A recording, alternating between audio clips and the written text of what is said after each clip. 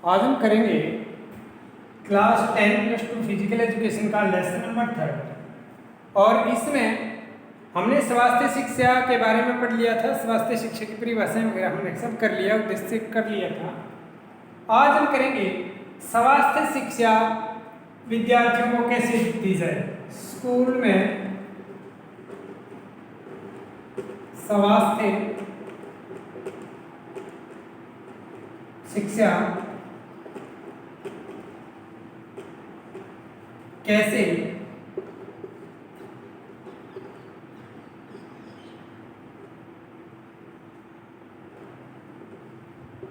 दी जाए,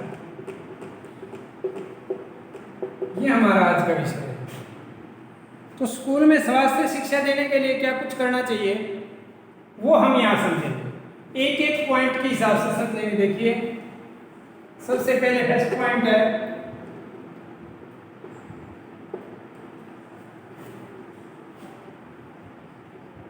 भाषण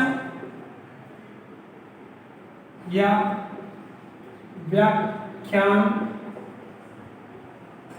विधि द्वारा शिक्षा। कि भाषण और व्याख्यान विधि द्वारा शिक्षा कैसे होगी? स्कूल के अंदर किसी विशेषज्ञ को बुला करके उस विषय के बारे में, स्वास्थ्य के बारे में जानकारियां दी जाए, विद्यार्थियों को बताया जाए, भाषण विधि से या व्याख्यान विधि द्वारा समझाया जाए उनको, और वो सुनेंगे उन चीजों को तो उनका अनुसरण करेंगे। नंबर 2 है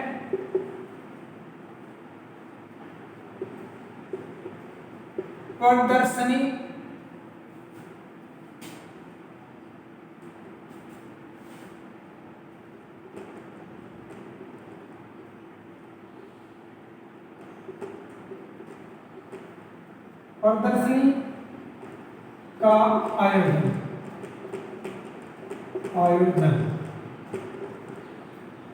क्या किया जाए? प्रदर्शनी का आयोजन किया जाए, क्योंकि प्रदर्शनियों का जब आयोजन होगा तो विद्यार्थी उसके अंदर देखेंगे कि स्वस्थ रहने के लिए जो प्रदर्शनी लगाई गई है उसमें क्या क्या विषय वस्तु रखी गई है और उस विषय वस्तु से उनको क्या फायदा होने वाला है, ये चीज वो ध्यान रखेगा और इस प्रकार से वो अपने स्वास्थ्य को अच्छा बना सकेगा। नंबर 3 है स्वास्थ्य सप्ताह का आयोजन। क्या करेंगे हम? स्वास्थ्य सप्ताह का आयोजन करेंगे।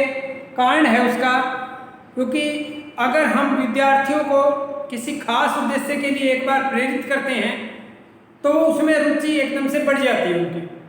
हम अक्सर बताते रहते हैं, स्वास्थ्य के बारे में जानकारियां अपने विद्यार्थियों को देते रहते हैं, लेकिन पूरे साल के एक सप्ताह ऐसा चुन लें जिस सप्ताह भर, पूरे सप्ताह भर उनको स्वास्थ्य की जानकारियां दी जाए, उनको स्वास्थ्य के बारे में अवगत करवाया जाए।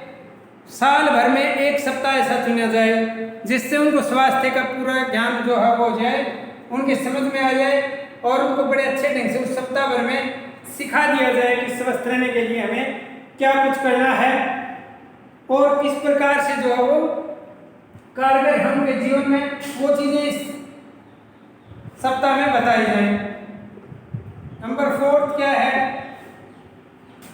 कि भाई जो आयोजन हम करते हैं उन आयोजनों पर किस प्रकार की प्रतिक्रिया होती है बच्चों की, बच्चे क्या उत्साह दिखाते हैं, नहीं दिखाते हैं, ये हम गौर करने वाली बात रहती है। इसमें हम ध्यान रखें कि भाई किस चीज़ के ऊपर बच्चे ज़्यादा गौर करते हैं। उसके लिए हम क्या करेंगे? बच्चों को भी शामिल करेंगे, उनकी एक्टिविटी को भी। वाद विवाद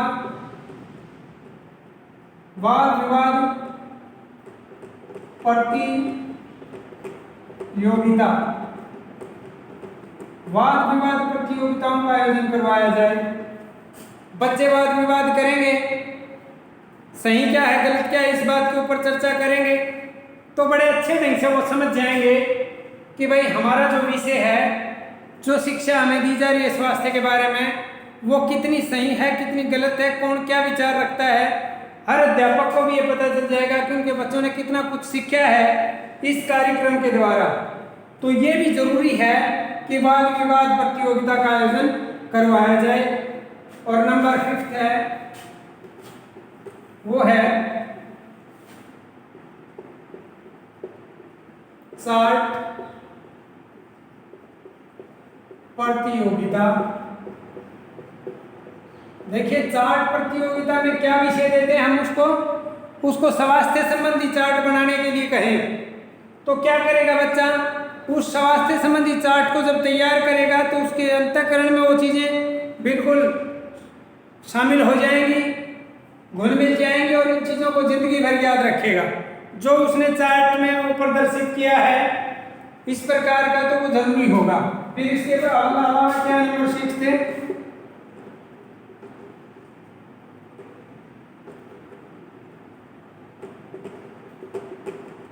प्रदर्शनी लगाना। भाई प्रदर्शनी लगाना भी जरूरी है। आप कोई चार्ट वगैरह बनवाते हैं पूरे साल भर तो उनकी एक प्रदर्शनी भी लगवाई जा सकती है, क्योंकि प्रदर्शनी जब लगाएंगे तो सभी विद्यार्थी क्या करेंगे, उस प्रदर्शनी में भाग लेंगे और अच्छे से अच्छा किसने क्या बनाया है वो भी देखेंगे, मीडियम क्या है वो भी देखेंगे, निम्न श्रेणी का भी कुछ बनाया है तो उसको भी देखेंगे और समझेंगे कि बनाने का भाव क्या है, चार्ट हमें क्या समझा रहा है, क्या सिखा रहा है। प्रदर्शनी में सारी चीजें जो है वो अवलोकन उनका एक साथ हो जाएगा, तो ये भी बहुत ही अच्छा माना गया है। फिर इसके अलावा नंबर 7 है मुद्रण सामग्री।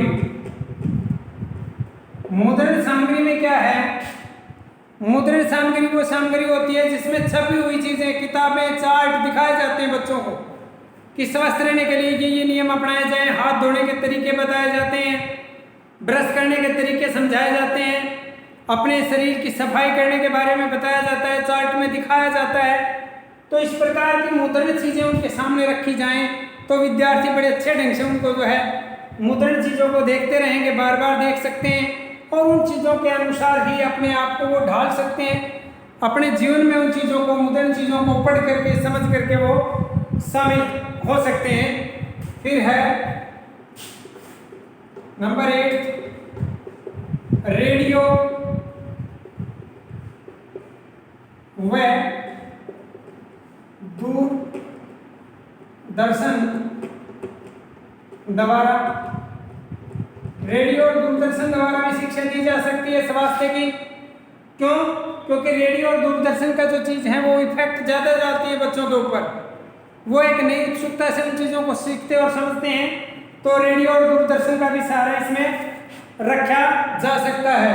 ये 8 पॉइंट था हमारा।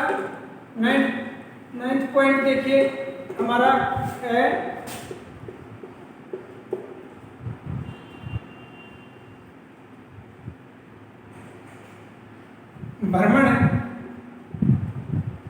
भ्रमण द्वारा। देखिए किसी स्वास्थ्य संबंधी क्षेत्र का भ्रमण करवाया जाए, उनको समझाया जाए कि भाई किस प्रकार से आप देख करके समझेंगे कि बीमारियां कितनी फैली है।